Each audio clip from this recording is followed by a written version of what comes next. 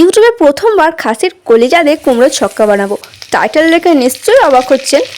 নিরামিষ কুমড়ো ছক্কা তো অনেক খেয়েছেন, মেটের সাথে এই যুগলবন্দি একবার দেখলে আজই বানাতে বাধ্য হবেন। তো প্রথমে তেলের মধ্যে পেঁয়াজ, পাঁচফোড়নের ফোড়ন আমরা দেবো না, কারণ ওটা কলিজা দেওয়া হবে। তারপর তেজপাতা, তারপর যখন হালকা পেঁয়াজটা লাল লাল হয়ে যাবে তখন আলু কুমড়োটা দিয়ে দেওয়ার পর এখানে নুন, হলুদ গুঁড়ো, লঙ্কা গুঁড়ো একটু বেশি বেশি দেবো, কারণ এই রান্নার সাথে একটু ঝাল ঝাল খেতে বেশ ভালো লাগে। জিরে গুঁড়ো, ধনে গুঁড়ো আর আদা রসুনের সাথে আমি একটু গরম মশলা বেটে নিয়েছিলাম। আমি এখানে কাঁচা কলিজাটা পুরো শ্যুট করতে ভুলে গিয়েছিলাম।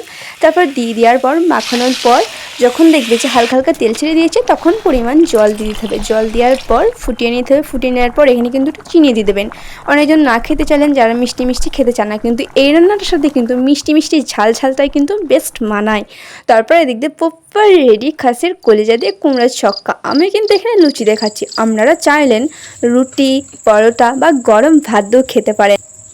রেসিপিটা কেমন লাগলো কমেন্টে জানান, আর সাবস্ক্রাইব করতে ভুলবেন না। দেখা হচ্ছে নেক্সট কোনো রেসিপির ভিডিওতে। বাই।